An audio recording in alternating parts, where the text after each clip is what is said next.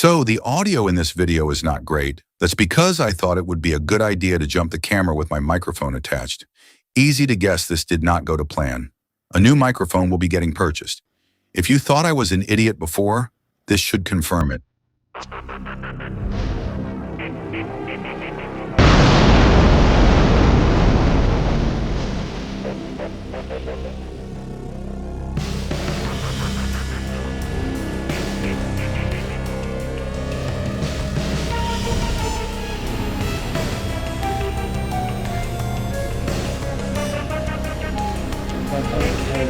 So I've got on the KTM, I've got the Radiator cooling fan kit, so I want to put that on.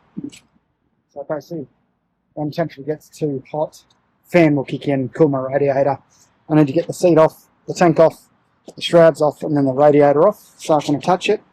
Normally, I get for a motocross bike, you wouldn't because you're trying to reduce weight, but I don't always ride or rarely ride motocross anyway, so a lot of it is trails in the desert. Okay, one 8mm bolt, or I think it's a T20 Torx nut. Seat will come off. Undo it, move the seat forwards, come off nice and easily. Okay, so we've got the seat off. We can get to the battery. The main reason we need to take the tank off is so that we can run the wiring.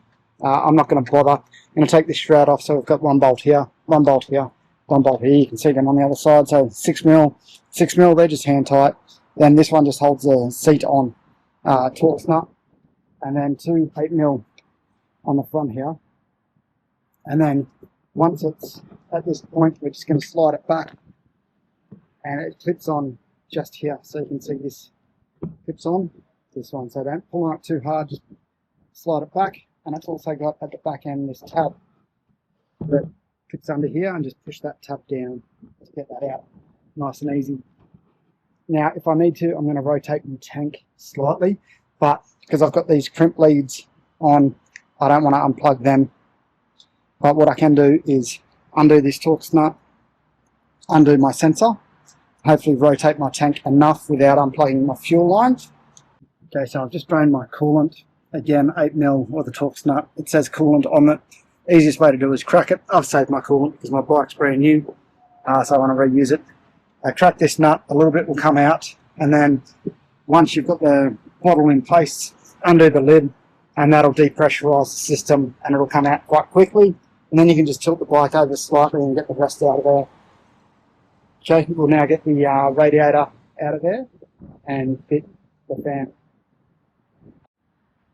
Okay, we've just taken the shroud off, which is just two 8mm bolts here, and then it just clips on four sides with plastic clips or tabs. Then what I'm going to do is take off the top radiator hose. This hose goes straight through to the other radiator, so I don't need to remove this hose, so then I can pull it out. I can leave this one on because I'll have enough room. And these will be my connection points on this side and on the other side. Okay, so the radiator's out now where I want it. Bottom hose is off. Top hose is off. Top hose is a bit harder than you'd expect. They do just get stuck on, especially the older they are. So I just went around the inside, just prizing it away from here, being careful not to punch at the hose. Bottom one wasn't so bad at all. Okay, so on this side you can see there's two black tabs. The small side's obviously going to go on that side, the large side to the outside. Those two tabs will go on first to lock it in place. You want to sit there. Obviously it's only going to go one way because we want the thermostat showing so I can see the temperature. So I've got my thermal compound that comes with the kit, and put it on the front and back of the probe, and this just stops ambient temperature, wind and the like playing with the sensor, or is meant to. So we'll just coat the front and back of that, and then we're just going to push that into the fins. Okay, so we've got the bottom hose back on, we've got the top hose back on with the overflow going back in, and just in behind there is a small plastic tab. You just need to make sure it's in, and then these plastic tabs hook on the bolt holes nice and easy, and that's really easy to get back in there.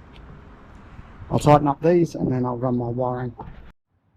Okay, so I've got it all on, all wired and zip tied in. It runs up under the gas tank up into here, and then positive to positive, negative to negative. Tuck it in here so the seat will slide on nicely, and they should be completely out of the way. And then put all the seat plastics back on, and we should be good. Okay, the bike's back together. I've filled the coolant up. I've still got to run it through because we drained it from the drain plug, so there's a little bit more to top up. Okay, to change it, we press and hold the button for 5 seconds. Okay, and then press it once between Fahrenheit and Celsius. We want Celsius, and I'm going to set it at 82. So we wait 3 seconds after we've selected, press high, and then we can scroll through, and we'll just come up to 82, and that way I can adjust it out there, so that'll default back soon to the temperature. We'll start it up, get it up to running temperature, and see if we can get the fan to kick in. Okay, so I've just set this to 65 degrees, we're going to run up, so I've now 51, that's a lot that can go, and then see if the fan kicks in. Okay, we're 64, and then the fan